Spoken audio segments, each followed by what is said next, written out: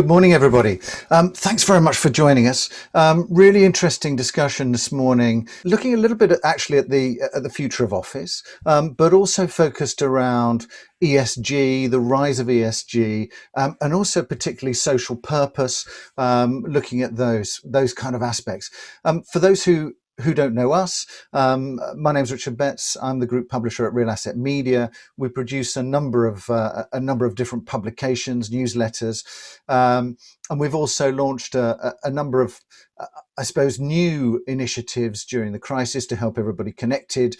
All of our events have moved online. We've produced special reports and also weekly analysis, Realcast.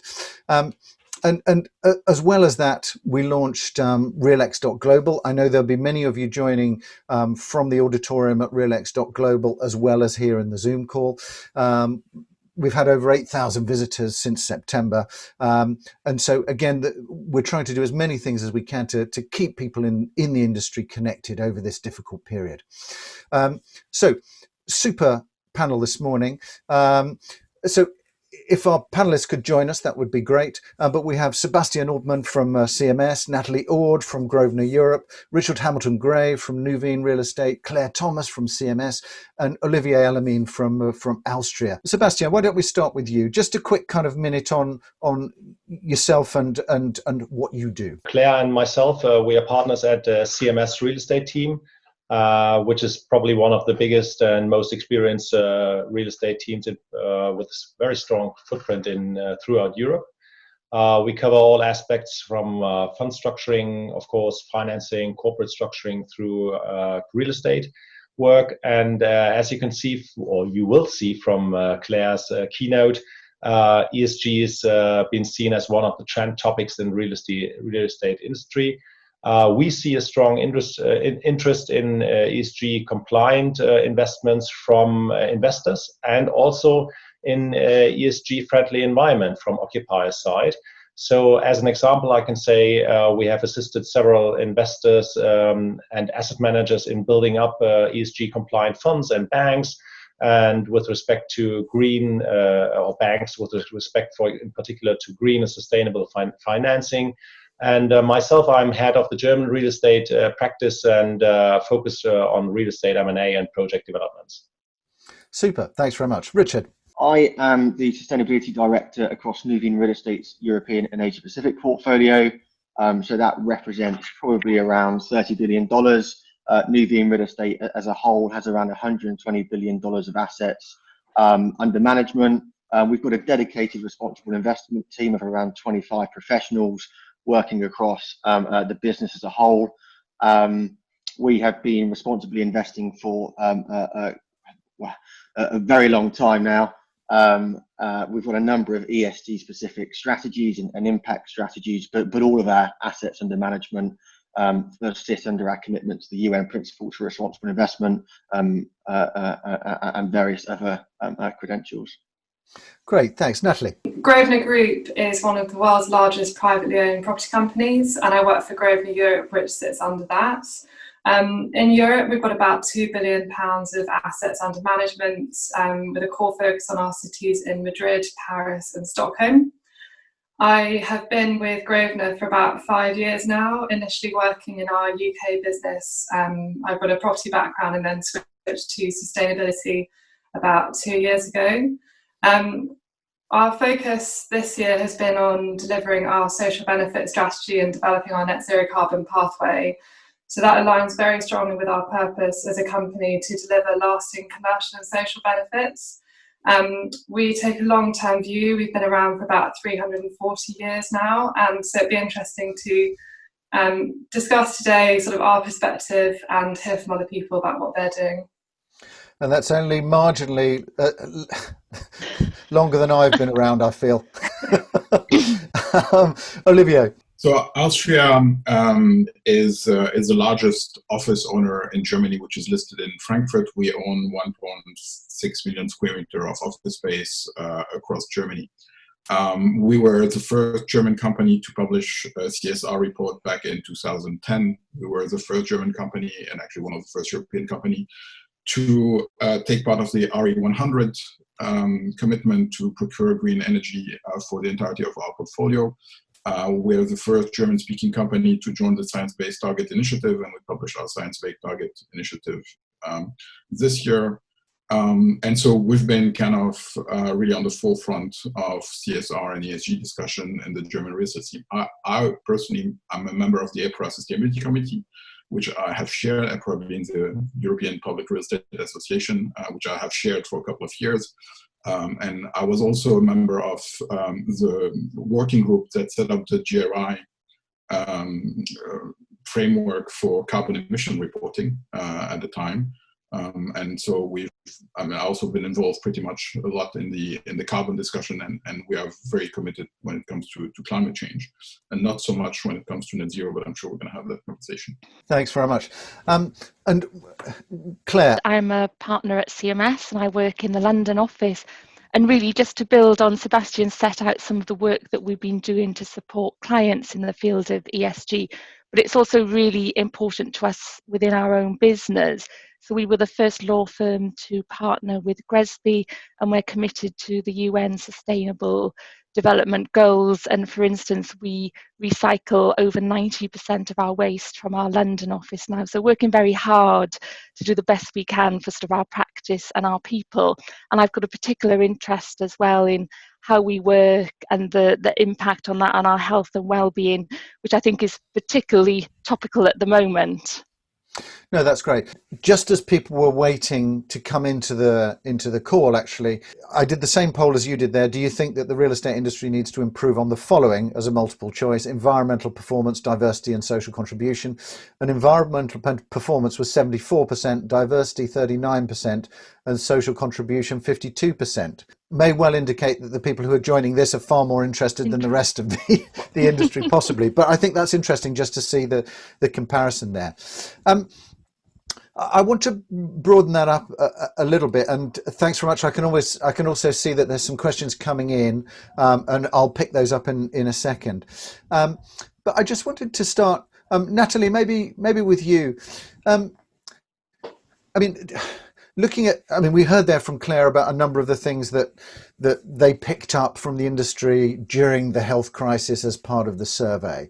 But looking at ESG, do you think that it's created a different focus? And let's look particularly at climate change for the moment. I think that the impacts of the pandemic this year have been really devastating, and I think that it can, some people have said it could be a taste of what's to come with climate change, although inevitably on a much larger scale.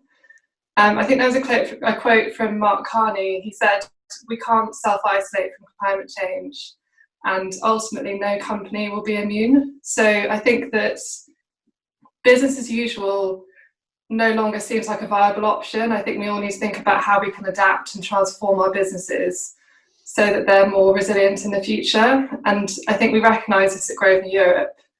If you take a long-term approach, climate change is definitely a risk that we need to think about in terms of our business and how we adapt. And that's, for example, why we are setting out our pathway to net zero carbon. Okay, good. And Olivier, interesting there, some of the things from Claire and the research on the office market. So if there's anything you particularly want to pick up on that in terms of office would be interesting. But also from your point of view, has there been a change, do you think, in terms of the occupiers around their perception of, I suppose, ESG and also particularly this social and wellness side? I think first of all, I think we tend to react in the pandemic in a way which is not going to last when we're going to pass the pandemic. So there is a lot of feeling and perception that we have today which are not going to last. And this is, I think we've been through that before in different crises. If you ask a question to people in the midst of the crisis, then they come up with an answer. But then like 2 years later, we tend to revert back to normal. I actually don't know. I believe there is going to be an impact on the office market. I believe work from home is here to stay. It's not going to disappear. As a company, we are offering on a permanent basis our employees post-pandemic to work 2 days from home if they want to. So if us as a landlord are doing that, it's likely that everybody else is going to be moving in the same direction. Whether or not there is more focus on social well-being, I think there is today, but from my perspective, I mean, this is a lot of marketing around it. I mean, buildings are buildings. They have been providing clean air for years. I think we also tend to mix up issues across borders, which are not necessarily true in each and every jurisdiction where we are. And what we see as a landlord when we negotiate leases with tenants is there is a wide gap between what is being said and then what's being asked when it comes to like the real lease being signed. I mean, typically, if you speak about ESG and everybody's being worried about climate change, when we argue with our tenants, are you sure you want to have air conditioning in your building? Because air conditioning is basically the biggest impact on energy consumption and CO2 emission. And the answer is, of course, yes, we need aircon in our building, but then we also want to reduce emission at the same time. And this contradiction at one stage need to come. I always found interesting, I don't know who said that, but somebody was saying he always shares the elevator going to the top floor of his tower with people who are going to the fitness room on that floor to do steps. You know, there's also staircase, and that's like an easy way to manage wellness in a building. So what I'm trying to say is it's important for us as an industry to make the difference about what we say for marketing purpose and what we actually say for purpose, which are two different things. Yeah, I mean, I think it's interesting. I mean, there's been a huge discussion for a long period of time around greenwashing and those kinds of things as well. And also, I mean, I do remember picking up your point there about whether in the midst of a crisis, people then react going forward. I mean, I do remember that everybody was not going to be in high-rise buildings after 9/11. And that lasted for around 2 years and then changed. So it will be interesting to see how much of this does drive forward. Sebastian, I suppose, what are you seeing, particularly in the German market? Are you seeing more of a focus on some of these social elements? What's your sense of it? Employers, investors, capital beginning to look more at this? May I, before going to your question, also add something to Olivier? I fully agree with you, Olivier. We had this discussion about 10 years or 15 years now on the lease, on the green lease agreement throughout Europe. And what we did is we established very specific provisions on how the green in the lease agreement would come into force. And at the very end, it turned out that nobody wanted this green lease agreement. So it will be quite interesting how this E in the ESG will develop now, since regulation is picking up, and it's coming now also from the capital side, from all sides, I would say, not only from capital side, but also from occupier side, since we see the corporations are also under pressure to show some results in this respect. So now coming to your social question, or whether this will have some impact and whether we see a trend here in the German market. I would say with respect to the bigger cities, for example, the residential market, yes, we see some trends in that respect. We don't want to see the gated cities or communities. Nevertheless, there is always the ambiguity, as Olivier pointed out. We have, from the investor side, we have the aim to create a new place, a new which is attractive for investors, but also for people who are paying a high rent. And the very comparison or contradiction there too, we have the aim of the cities who are looking for a vivid place where all people can live together and work together. So that's one aspect. The other aspects in the commercial market, in particular office market, I would say that the social aspect is much less important than the ES aspect. We see, of course, German companies, or all companies which are present in Germany and working in Germany, do offer their employees good conditions, and there, of course, there's the war for talents, and everybody tries to treat them well. but I don't think that it's really that it has this focus as it's predicted and foreseen in the ESG concept, let's say. Okay, good. Thank you. Richard, I just wanted to pick up with you. I mean, obviously, Olivier's mentioned there, and Sebastian's also picked that up. And it came up in the session we did on green cities earlier on in this week around that challenge of implementation in some ways, which is how much of it is regulation, how much of it is carrot and stick, how do you incentivize people also to be able to do that? So I guess you're having to do that not just in the UK, Richard, but also across Europe and Asia. So are there particular differences across the areas that you're working in, and how do you see that kind of balancing between carrot and stick, the ability to be able to encourage people to be more positive about reducing carbon in that sense? I think that the European environment specifically has a strengthening regulatory context to it, which was touched on. Even over the next 12 months, you've got Sustainable Finance Disclosure Regulations, or SFDR, coming in place in next March. You've then got the taxonomy being a regulation being put in place the beginning of the following year. And you've also got national level legislation in place, such as the minimum energy efficiency standards in the UK, similar piece of legislation in the Dutch market. So I think that regulatory environment is a bit more of a stick, so to speak. But having said that, I think the Northern European market, though, as well, does have that occupier market drive, particularly within those tier one CBDs, across Northern Europe. So therefore, that's less of a stick and more of a meeting market demand. I think on the capital market side, again, Northern European investors specifically are very, as we all know, very or more ambitious, let's say, than potentially some other parts of the world. So I think that within Northern Europe, there's a really good cocktail of transition and a strong enabling environment. I think is perhaps if you go into the Asia Pacific region, it's a bit more. It's not as some regions have made commitments around transitioning. So, for example, you would have seen most recently that China, Japan, South Korea have made commitments now to transition to net zero carbon. But then there's also a whole heap of other countries that haven't made that commitment, and it's not as clear cut.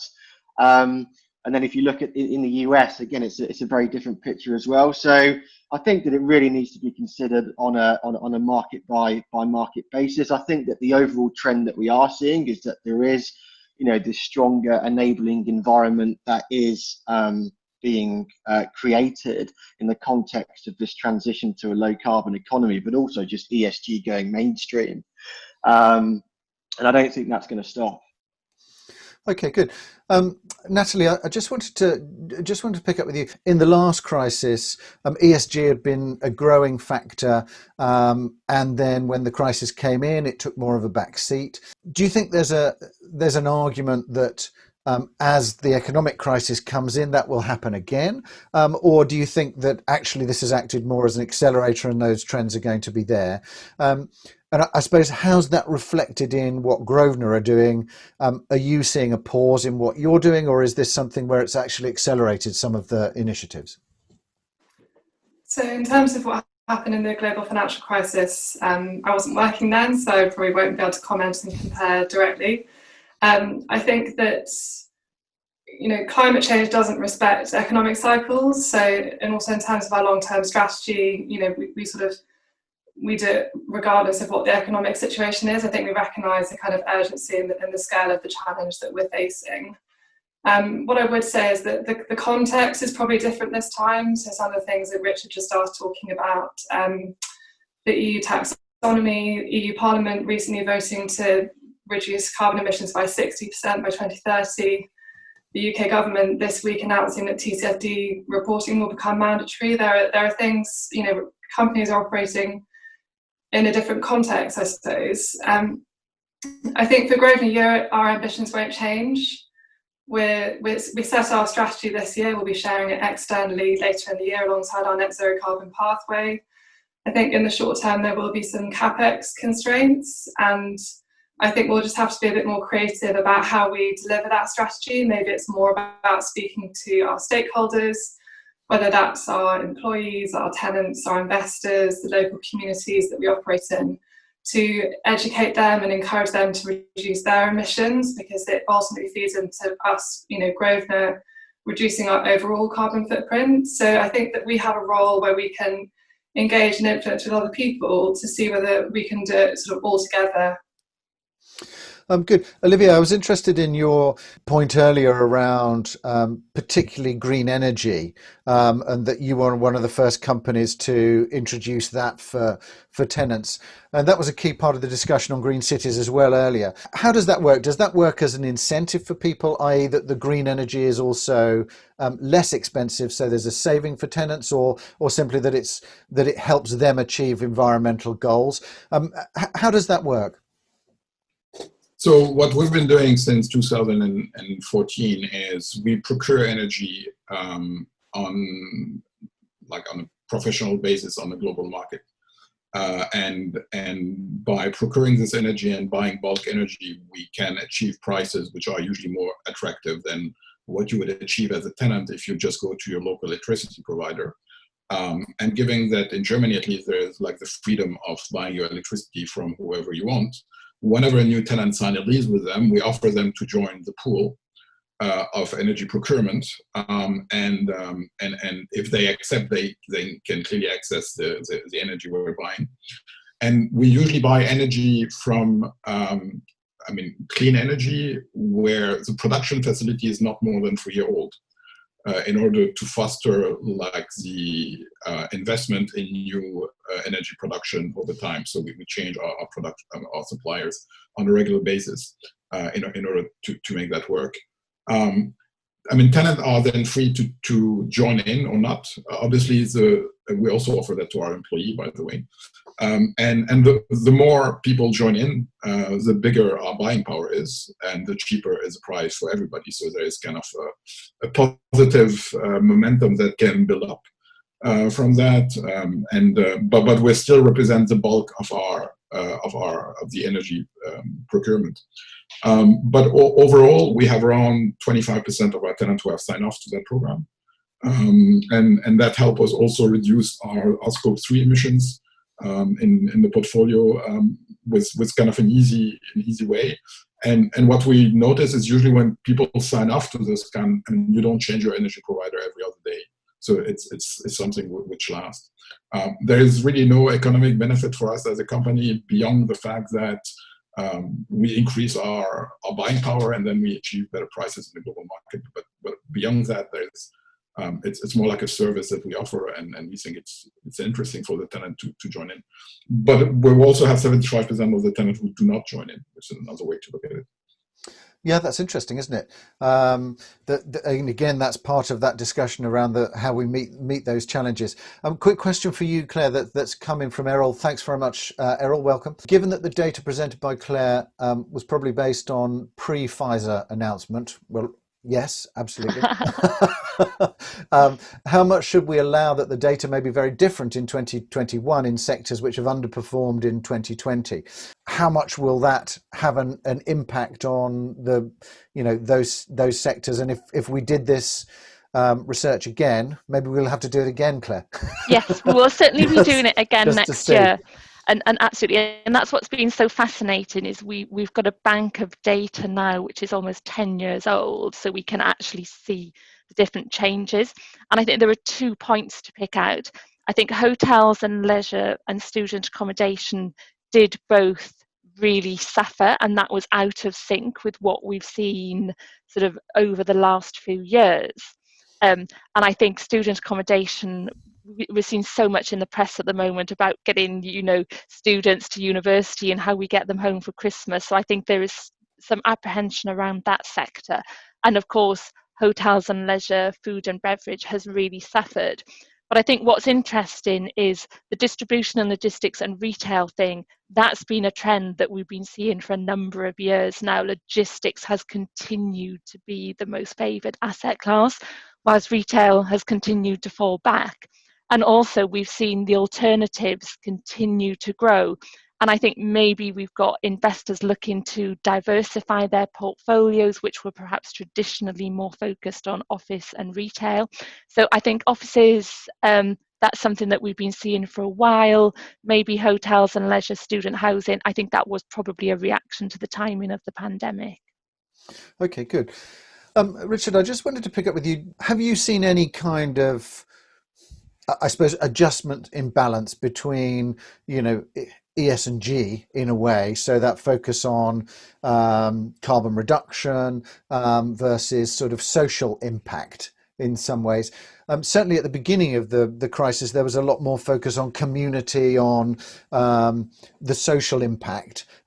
What's your sense of that? Do you think that's also going to be here to stay? Yeah, I think that there's no doubt that the COVID backdrop has, been unprecedented in terms of the economic and the social impact there.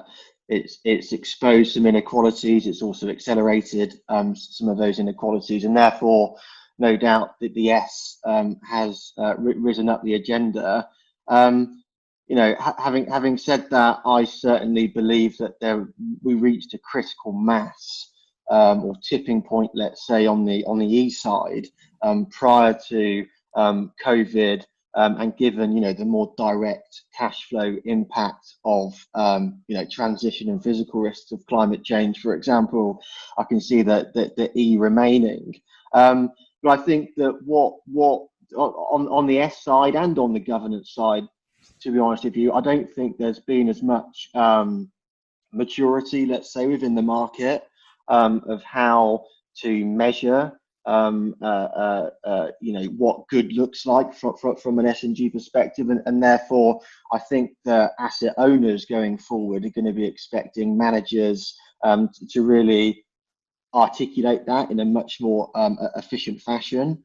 I think that alongside the interest in ESG generally, has been the increased focus on impact investing strategies specifically. And of course, the distinction between impact and ESG is that impact has got defined environmental or social outcomes.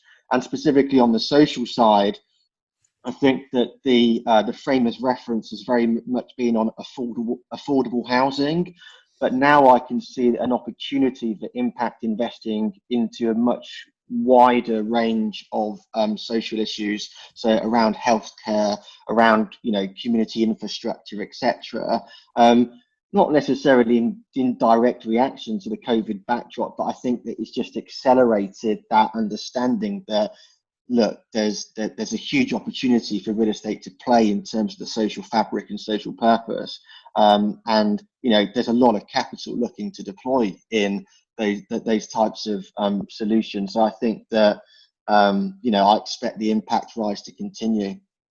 So this is being driven a lot in your view, Richard, by the pension funds, that capital looking for something that also has a social impact.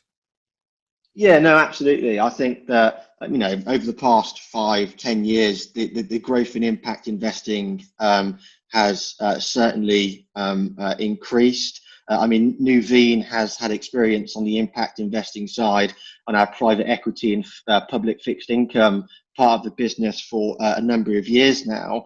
On the real estate side, we are beginning to make some traction there. So, we've got an affordable housing strategy over in Germany. But I think that it's very easy to focus on not easy, but it's very where it makes most sense is on the affordable housing piece. But I think that actually there's an opportunity now to think actually much more holistically around regeneration, around serving underserved communities, etc. And I think that the capital markets are looking for something that is innovative, and of course also delivers a financial return. I'm certainly not saying there's a trade-off between impact or social outcomes and finance. In fact, there's evidence out there that shows that, clearly if you're managing the S and the G part, then you're managing your balance sheet or your assets more effectively. Thank you, John Thompson, for your question from RealX. Thank you for that. Hard to be optimistic. Well, it's more of a statement, actually, really. Hard to be optimistic for the real estate sector will be the driver of change and of a higher prioritization of ESG issues and buildings, when only 21% of survey respondents from the sector believe we should improve ESG performance. So do we have a more positive view on that, Natalie? I think that there's a lot more interest among employees in this topic, and it may be that the type of employees we have at Grosvenor are just quite bought into this. If you work at Grosvenor, you have to be bought into our purpose to deliver both commercial and social benefit. But I am definitely seeing sort of people at the top, so our senior team are much more engaged in this topic. I think they're recognising that managing ESG risk and seeking out those opportunities is important long term, at least to protect value, if not to enhance it once the market starts to price it more accurately. And I think there's also a big drive from younger employees. I think that, if we want to attract and retain talent from sort of millennials and young people coming through, then I think it is really important that companies can demonstrate a social purpose. I think that this focus on solely delivering profit to shareholders is possibly shifting. Ultimately, we're not a charity, we are a business. We do need to make sure that we are delivering those commercial returns, but we do look to do it in a responsible way that also delivers social benefit. Yeah, and sorry, Richard, just to pick up ahead. on one of Natalie's points there, which I think is really interesting. It is the generational one, and it's about sort of the millenniums and the younger people coming through. On the stats that we had around whether you would take a pay cut, we actually broke those down by generation as well. And it was very clear that it was the younger people that were even more likely to take that pay cut, even though arguably they're being paid less than older people. So I think it just shows that, it is younger people very much driving this. So it is clearly going to be the future. And Sebastian, just in terms of Germany and looking at that impact investment, the social purpose side, are you seeing that coming more into focus, or is that sort of less relevant because there's more regulation, or what's the situation there? What are you seeing? Well, we've seen in the past years a tremendous interest in social infrastructure, for example, as Richard just said. That's due, but that's not because people are becoming more interested in social purpose, but because just a pure incentive from regulation. Because we see that insurance companies, for example, if they invest in social infrastructure, they have other requirements to underlie their investments with equity. Compared to other real estate investments, and that makes it very attractive, or made it very attractive, and is still very attractive for them to invest in social infrastructure, allowing them to give higher bids than other investors. Now, coming to your question, I would see, as we see that the discussions we had with our clients, and in particular asset managers and investors, is strongly around EU taxonomy this year. And if I may say, from the goals in EU taxonomy, it's more linked and focused on climate change and on environmental goals than on social goals. It just says that there's a minimum standard that each investment needs to comply with regarding social and governance. So I would be not that optimistic that it really becomes a further trend, although that this will be increased, this trend. I would wait for further regulation until this really becomes a major issue here in Germany. I don't know, Olivier, if you agree to that.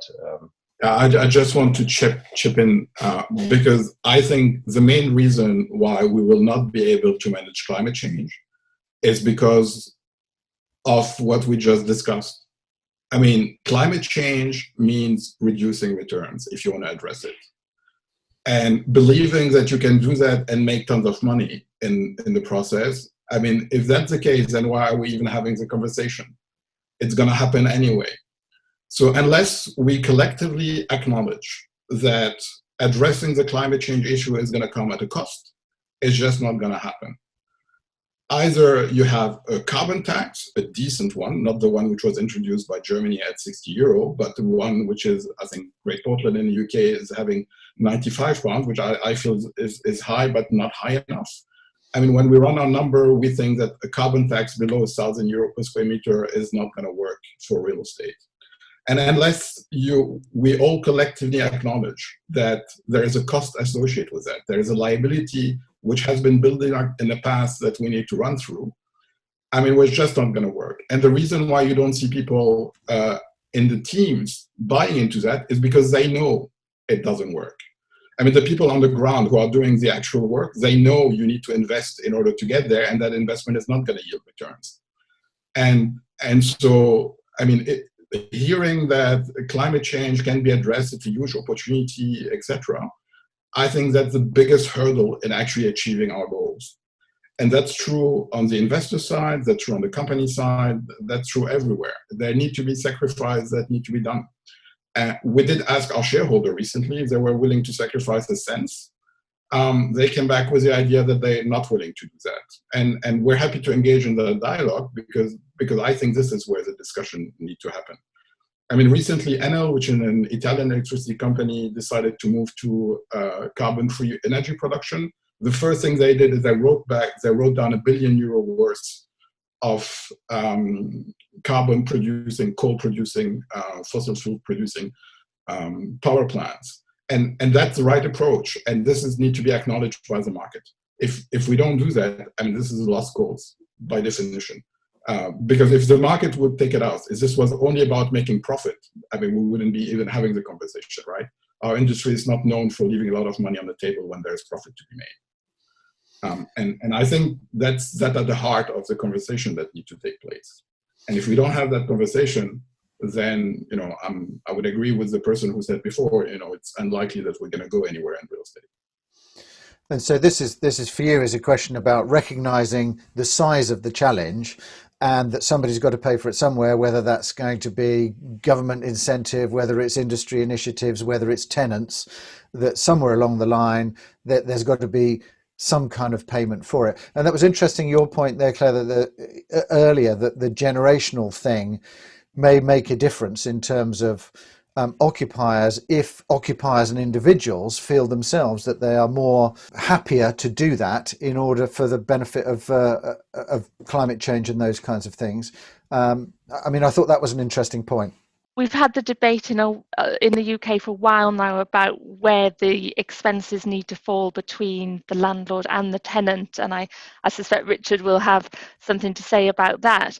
But I think in terms of regulation, we have been imposing more and more regulation in the UK through MEES and EPCs. I think perhaps what was a little disappointing for us in terms of actual climate change is we've got the new planning white paper out at the moment, which is modernising the planning system. And that did deal with sustainability and good design, but it actually didn't tackle climate change or sort of net carbon directly on. So we sort of do feel as an industry that perhaps the government slightly missed a trick there. But I think Olivier's right. I think it's difficult for that to be a voluntary thing, but you can see more incentives and direction coming from the government. And it's quite interesting how, I mean, just the discussion we had earlier this week, which was really talking to a lot of the Scottish cities and others involved in that in terms of, you know, how you make the transition to green energy for a whole city, as opposed to for an office, let's say, or in your individual house. and the challenges are actually very similar to a certain degree, which is how to incentivize people. But also there, obviously, the investment is being done with government funds, as well as then public-private partnerships to be able to drive that forward. But there's very clearly an understanding that this is a significant investment that needs to be made to move this along. I mean, Richard, how do you see that? Because I've been having a lot of discussions with a number of investors, investment managers, who have set targets for carbon neutral or, very carbon positive kind of, I suppose, targets. How important is that target setting? And do you think that helps achieve those goals? Does it help create practical things to get there? What's your sense of that? I think that, you're absolutely, right. I'd certainly support that statement that there's been an increase from the capital market side. You can look at the Net Zero Asset Owners Alliance, which now represents 30 of the largest institutional investors. So 5 trillion, I think it is, dollars of assets under management they've got, committing to transition their portfolios to net zero carbon by 2050. You've seen the IIGCC members release the net zero investment framework, which is another signal that the capital markets are wanting to understand how to align their portfolios to, Paris proof strategy. So I think that there is certainly a swell of capital that are making those targets. I think what's important specifically about real estate is that it's a very, very idiosyncratic, heterogeneous, complex asset class. And, clearly you've got asset owners that aren't just allocating to real estate, but also, equities, whatever. And therefore, when it comes to measuring performance against a Paris-proof portfolio, it really requires a very technical understanding of how buildings operate, what buildings are plausibly capable of, but also what that specific sector needs to achieve in the context of utilities and all of the different business sectors. Nuveen Real Estate has also committed to transitioning its portfolio to net zero carbon by at least 2050. We've got a number of strategies that have set more aggressive targets than that. But I think that, and the main reason that we've done that is because we think it's our fiduciary duty to protect assets from stranding risk, which we think is going to happen given the regulatory and capital market backdrop there. But I think the devil is in the detail, and you've just referred to concepts such as carbon neutral or net zero carbon or zero carbon, and I think it's really important that the market understands those concepts and actually what that means for real estate. Are we talking about the whole building or just the landlord? Are we talking about operational carbon or just embodied carbon? And I think those are really interesting topics that So I think the most important thing is when you are making a target, be transparent about what the scope is, what's in, what's out, and just be really clear to the market. And, that is the guidance that the Better Building Partnerships Climate Change Commitment has released to the market. Okay, good. And Natalie, just quickly to you, because I know we're coming short on time here. Do you think there's a need for kind of increased benchmarking on some of these things, and particularly if there is going to be a growing, that has helped, I think, probably in terms of the carbon discussion, but is that also needed on some of these more social wellness aspects? Do you think that's going to be something that's going to be coming forward? I think giving the industry more clarity on how to, I think Richard picked up earlier, measure and report on the social value that you deliver is really important. I worked with Revo over the last couple of years to help them to develop their social value framework, and I can tell you it was a very complex project. We've also got benchmarking from organisations like GRESB, who have, for example, included a health and wellbeing module in their real estate assessment. And I think really it's about getting the data and reporting publicly what you're doing, finding a way to tell the story. It's quite hard to quantify some of these things, and finding the metrics that sort of really work for your business. Just in terms of post-pandemic, where we are, how we see this moving forward, I suppose, what do you think is going to be the biggest trend? And also, as an industry, what's the key thing that we need to do? I don't think the pandemic is not changing anything from my perspective, because the biggest risk, I think, for the industry as a whole is the climate change, which was there before and is going to be here after. The thing we need to do as an industry, if we want to move that, is first of all, we need to stop building.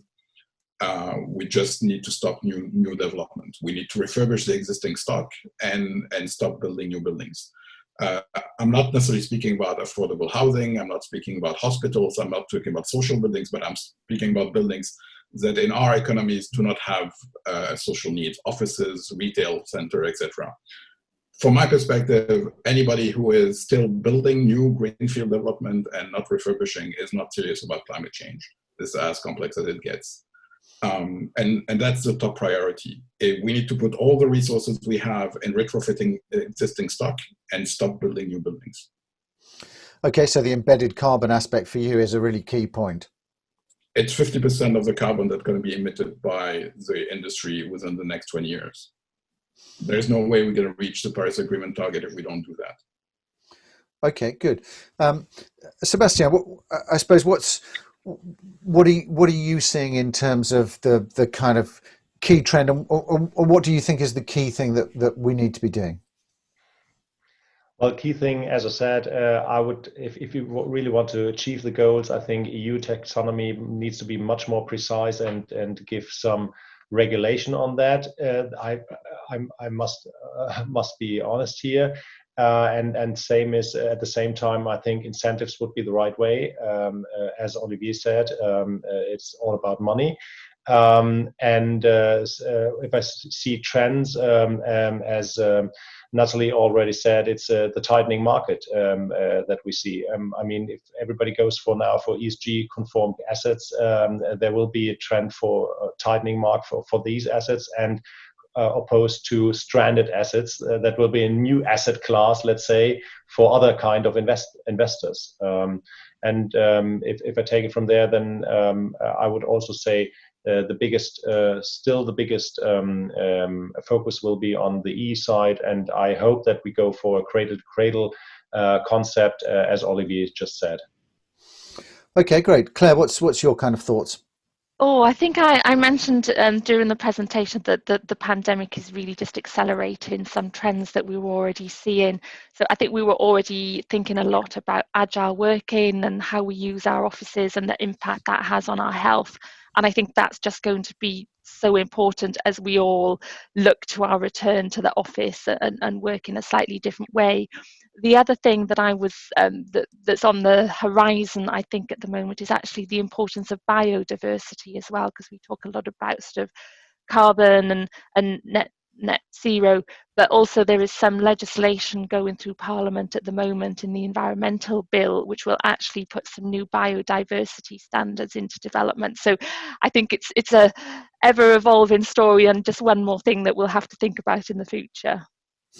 Okay, good. Richard? I think we've touched on it. I think we touched on it at the very beginning, but clearly the role of technology has been huge in COVID. I think it's fair to say there was a lot of hype around tech and the role of data, let's say, for the past 5 years, but that hasn't, I would say, necessarily materialized on the ground. Although, clearly the last couple of months has enabled the more effective tracking of monitoring and cleaning and enabled contactless movement around offices, for example. I think that for a landlord going forward, there's going to be a huge opportunity to be a so-called workplace partner with tenants. So how can we work with tenants, our customers, to deliver, not sustainable buildings, but also smart buildings, let's say, although I don't like that term. And obviously the technology piece is going to be a key thing there. Okay, good. I mean, interestingly, actually, I'll come to you in a second, Natalie. I did get a question sneaking in under the wire here from Morcom. So that could be you, Michelle. I don't know who's asked this one, but what are your thoughts on how PropTech can impact the real estate industry in terms of ESG? I mean, you were mentioning there that you think there's a bigger role to play. How do you see that, Richard? Just drill down a little bit more for me. Well, I think the majority of PropTech that we've used so far really has been around, hardware solutions to increase the operational efficiency of buildings. So, reducing energy demand through various, sensor technology, etc. I think that there's obviously a huge potential on the health and well-being side, and I think there's a growing amount of consolidation within the hardware market there. But I think that the growth, the significant question is, to what extent are those services provided by the landlord, or are they provided by the tenant, and who has an overall control of the overall of the whole building strategy. I think that's the key thing that we need to address to enable scale and mass adoption of PropTech. Okay, great. Thanks, Richard. And Natalie, in terms of your sense of, I suppose, key priorities and your sense of where we're heading. Interesting that you're in the generation that Claire was talking about, who should be most optimistic and also most keen to do something around it. So what's your sense? As we come out of the pandemic, it will probably take people quite a long time to forget, what we've been through, and I think that health and wellbeing will remain high on the agenda in terms of attracting people back to our buildings, whether it's shopping centres, offices, or thinking about those residential assets that we're developing. So things like, good ventilation, clean airflow, air quality. We've done quite a lot of work in Sweden tracking air quality. It's very good already if you compare it against WHO standards, but I think it gives people comfort, that it's a safe environment for them and their families and all, employees. I think going forward, I'm probably more interested in the E part of ESG. I think that mitigating climate change has to be the priority. There are social impacts that result from climate change, even though it's an environmental risk, and building people into that transition and what the impact on them could be, I think, is a really important thing that we need to do. Great, thanks very much. And all that's left really is just to say thanks very much for joining us, and look forward to seeing you at the next one. Thank you to all of the speakers for sharing your views, and look forward to joining you at the next one. Thank you, everybody. Bye-bye.